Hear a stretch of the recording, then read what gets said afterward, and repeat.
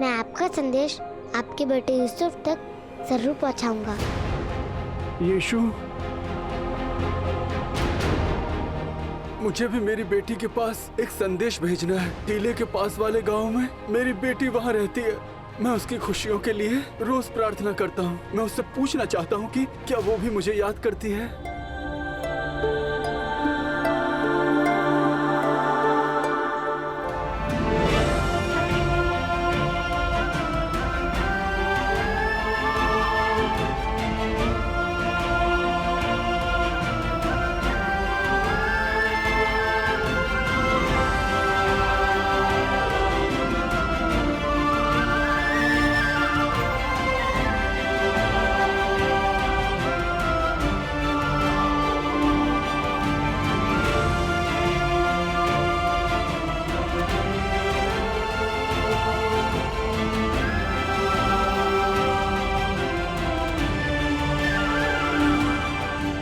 सभी लोगों ने जिन जिन के लिए मुझे संदेश दिए हैं वो मैं उन तक जरूर पहुंचाऊंगा। वैसे देखा जाए तो अब सबके संदेश का मतलब एक ही है।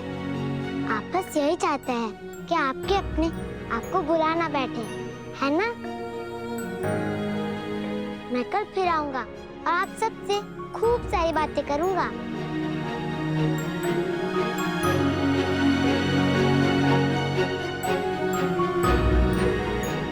मन्नू को जाकर क्या कहूँ खिलाने वाले चाचा जी? यीशु, मन्नू से कहना कभी हिम्मत ना हारे और सिर्फ यीशु पे भरोसा रखे।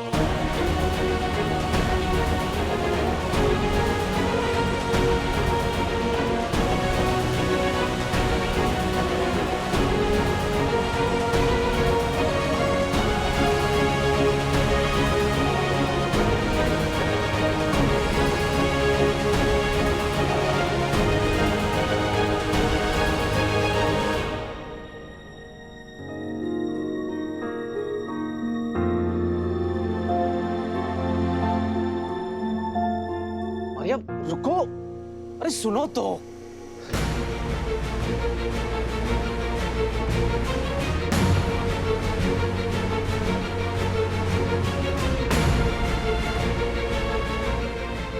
अरे सुनो, अरे रुको।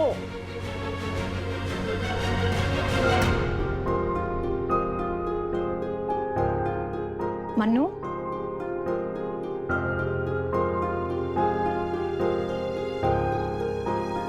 बच्चों,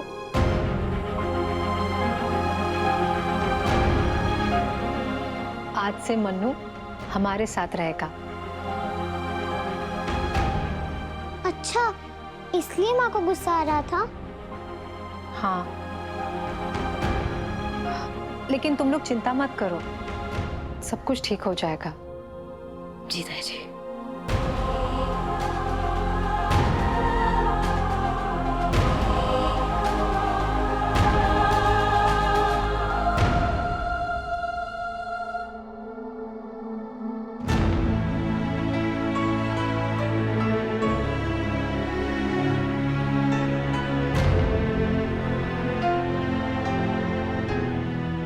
मन्नू, क्या सोच रहे हो बेटा? माँ मुझे छोड़ के चली गई तो बाबा ने कहा था कि वो मुझे कभी छोड़ कर नहीं जाएंगे, लेकिन अब तो वो भी चले गए। गांव के सभी लोग कह रहे हैं कि बाबा भी मर जाएंगे। फिर तो मैं अनाथ हो जाऊंगा ना मेरी चाची? नहीं बेटा, ऐसा नहीं कहते। बेटा, उम्मीद कमजोर हो सकती है, लेकिन उसे कभी मारा नहीं जा सकता। ईश्वर पर भरोसा रखो, वो चमत्कार कर सकते हैं और सब कुछ ठीक भी कर सकते हैं, है ना? नहीं मेरी चाची, आप मुझे छूइए मत। मैं नहीं चाहता कि मेरी वजह से। मन्नू, कुछ नहीं होगा बेटा। शरीर में रोग होना या ना होना ईश्वर की मर्जी होती है, लेकिन उस रोग को अपने मन में घर मत बनाने देना।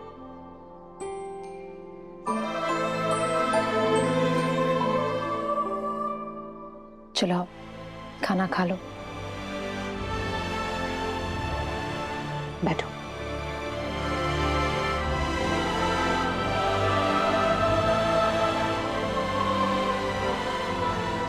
आपने खाना खाया क्या? लेकिन क्यों चाची? क्योंकि यीशु ने खाना नहीं खाया, इसलिए।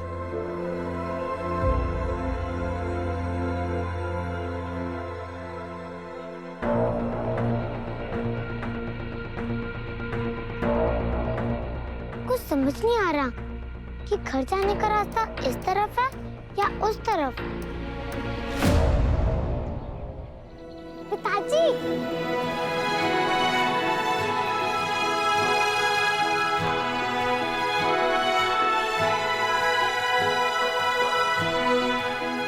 कोई रास्ता भूल गया है? मैं कुछ मदद करूं? मुझे लगा कि आप मुझे गुफा के बाहर छोड़ के घर चले गए होंगे। और मुझे लगा कि तुम्हें मेरी जरूरत पड़ेगी, इसीलिए मैं यहीं रुक गया। कहा था ना मैंने कि तुम्हें रास्ता दिखाने के लिए मैं हमेशा तुम्हारे साथ रहूंगा।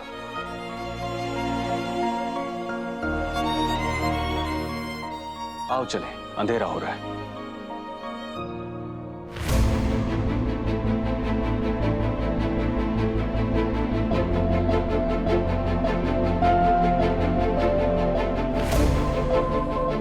मैं आपको कुछ बताना चाहता हूँ। मैं उस गुफा के अंदर गया था और मैंने कई लोगों का हाथ भी थामा था।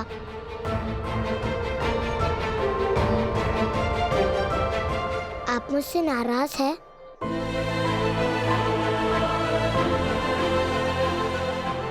गुफा के अंदर के लोग ये नहीं जानते कि वो कितने भाग्यशाली हैं कि ईश्वर की संतान ने उनका हाथ थामा है, पर मैं जानता हूं। बताइए ना पिताजी, आप मुझसे नाराज हैं कि मैंने उन लोगों का हाथ थामा था? बिल्कुल नहीं बेटा, बिल्कुल भी नहीं। जैसे मुझे तुम्हारा हाथ थामकर बहुत खुशी मिलती है, ऐसे ही मुझे पूरा विश्वास है कि वो सब लोग भी बहुत खुश हुए होंगे। यीशु, कुछ और भी कहना चाहते हो? मुझे नहीं पता कि मैं कैसे जानता हूँ पिताजी, लेकिन मैं जानता हूँ कि जो मैं कर रहा हूँ वो करना बहुत जरूरी है और वो किसी और को नहीं, मुझे ही करना होगा।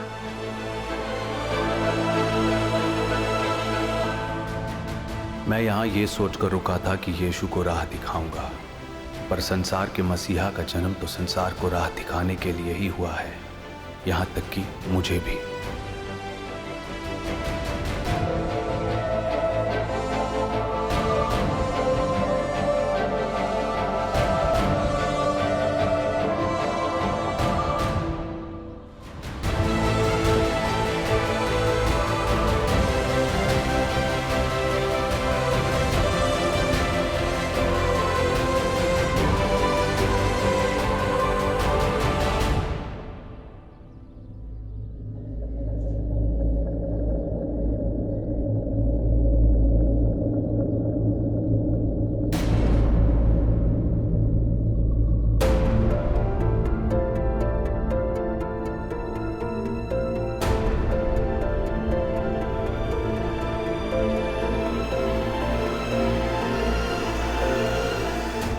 बहुत हो गया, आप हट जाइए सामने से। मैं और मेरे बच्चे अब इस घर में एक मिनट भी नहीं रहेंगे।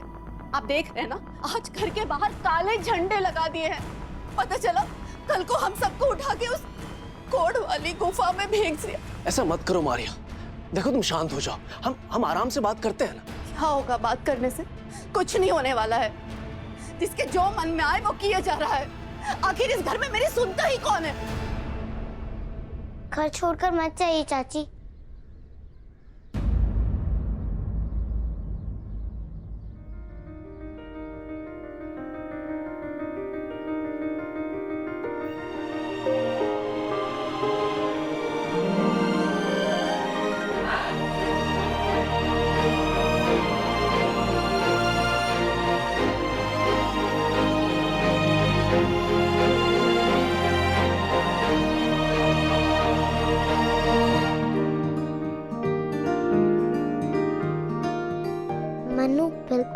है चाची, और यहाँ पर कोई भी अशुद्ध नहीं है।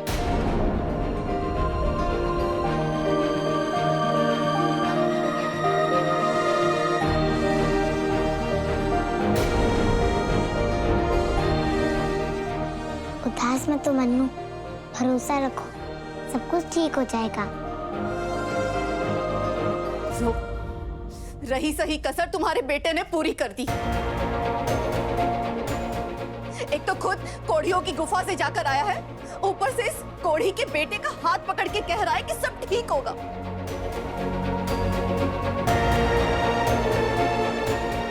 अब पूरे घर में रोग फैलने से कोई नहीं रोक सकता।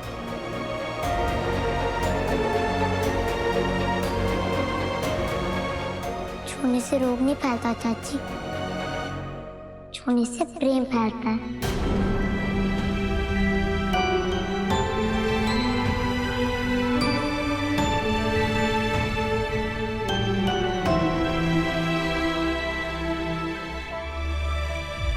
तो ये प्रेम तुम अपने पास रखो, ऐसे प्रेम से हम दूर रहे वही भला।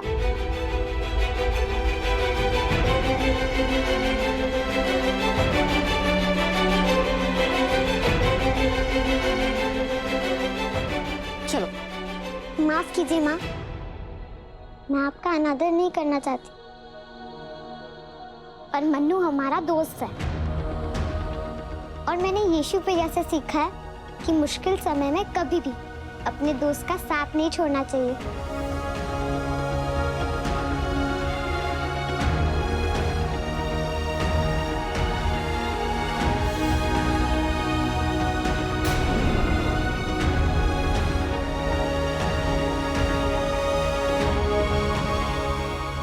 माँ, अगर मन्नू बीमार है तो पिछले 2 दिन से मन्नू हमारे साथ है ना। हमने एक दूसरे को छुआ, फिर मैंने आपको भी छुआ माँ। तो दूर जाने से क्या फायदा माँ? हमें रहने दीजिए माया, रहने दीजिए। बड़े भाई सही कह रहे हैं, अब दूर रहने से कोई फायदा नहीं है। ये तो सबको मालूम है, जहाँ यीशु वहाँ याकूब।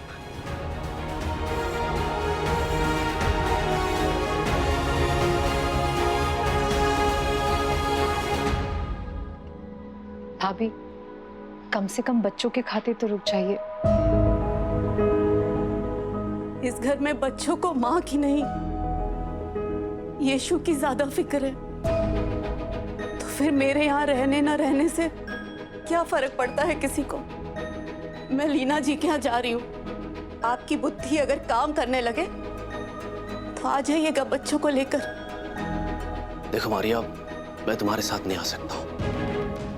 बच्चों की देखभाल की सारी जिम्मेदारी अकेले मेरी भाभी पे आ जाएगी और मैं यहाँ रह के उनकी मदद करना चाहता हूँ। लेकिन तुम चिंता मत करो, मैं बच्चों के बारे में तुम्हें बताता रहूंगा।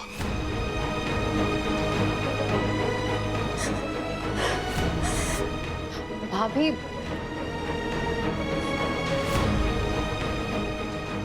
मुझे माफ कर दीजिए भाई साहब, ऐसे वक्त में मैं मन्नू को अकेला नहीं छोड़ना चाहती, इसलिए मुझे। नहीं भाभी, आप बिल्कुल चिंता मत कीजिए। कभी कभी परिवर्तन का परिणाम बहुत अद्भुत होता है। मैं मारिया को जानता हूं, वो ठीक हो जाएगी भाभी। यीशु, एक बात पूछूं तुमसे, क्या तुम फिर से गुफा में जाओगे? हाँ याकूब, मैंने उनसे वादा किया है कि मैं कल फिर आऊंगा और उनसे मिलूंगा, लेकिन उसके पहले मुझे कुछ करना होगा। मन्नू, खिलाने वाले चाचा जी ने तुम्हारे लिए संदेश भेजा है। क्या तुम सच में बाबा से मिले? क्या कहा उन्होंने? उन्होंने कहा कि तुम कभी हिम्मत मत हारना। धन्यवाद यीशु, तुम साथ हो तो सब कुछ ठीक हो जाएगा।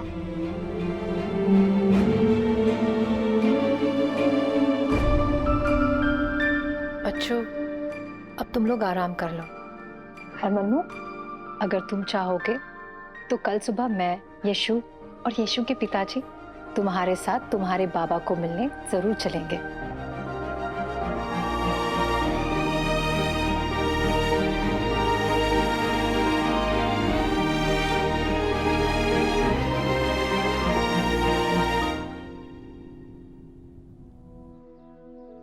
आपने गुफा के लोगों के लिए जो स्वादिष्ट खाना बनाया है उसके लिए आभार माँ। हाँ, खिलौने वाले चाचा जी को घर का खाना खाकर कितना अच्छा लगेगा ना। दरवाजा खोलो।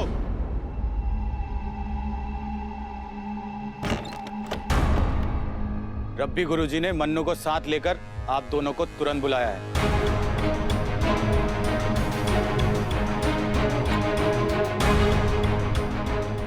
आप चलिए, हम आते हैं।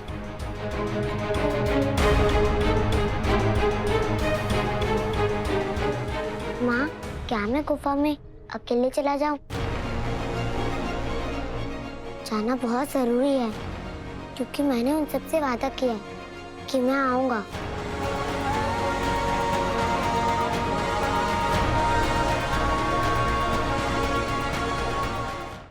माँ, क्या मैं गुफा में अकेले चला जाऊं?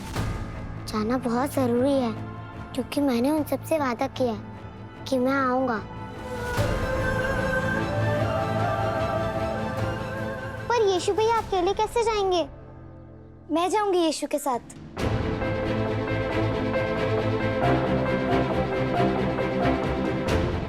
अरे नीमा, तुम अंदर क्यों आ गई बेटा? तुम जानती हो ना हमारे घर के अंदर आना मना है। यीशु ने हमेशा मेरा साथ दिया है चाची। अब उसके लिए कुछ करने की बारी मेरी है और कोई भी नियम मुझे यीशु का साथ देने से नहीं रोक सकता। किंतु वो सारे नियम तुम्हारे पिताजी ने बनाए हैं नीमा, तो क्या तुम अपने पिताजी के? अपने दोस्त के प्रति मेरा यही कर्तव्य है कि मैं हर परिस्थिति में उसका साथ दूं। और अगर इस कर्तव्य को निभाने के लिए मेरे पिताजी मुझे सजा देते हैं तो मैं उसे भी अपने पिताजी के प्रति कर्तव्य मानकर स्वीकार कर लूंगी। आप चिंता मत कीजिए चाची, मैं अपने दोनों कर्तव्य बहुत अच्छी तरह से निभाऊंगी।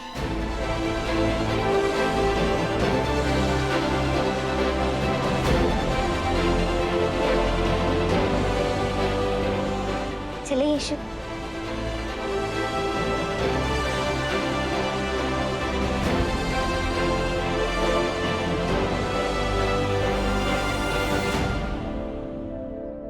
हम भी चले मैरी? रब्बी गुरुजी हमारी प्रतीक्षा कर रहे होंगे। हे ईश्वर, बस सब कुछ ठीक हो जाए। सब अच्छा ही अच्छा होगा। तुम तो तैयार हो ना? वो लोग आते ही होंगे। जी गुरुजी, जैसे ही आप इशारा करेंगे मैं मन्नू के शरीर पर ये लाल निशान लगा दूंगा। शाबाश। उसके बाद तो सब अच्छा ही अच्छा होगा।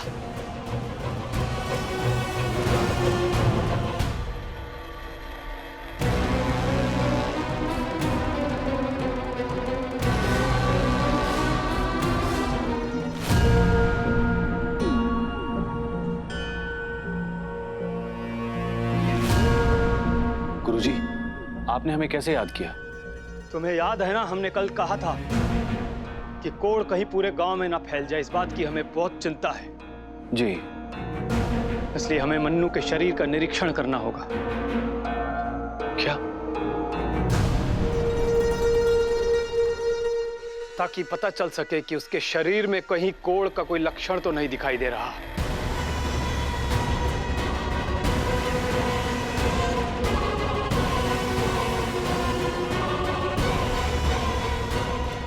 अरे देख क्या रहे हो? जाओ उसकी कमीज उतारो, निरीक्षण करो उसका। जी गुरुजी।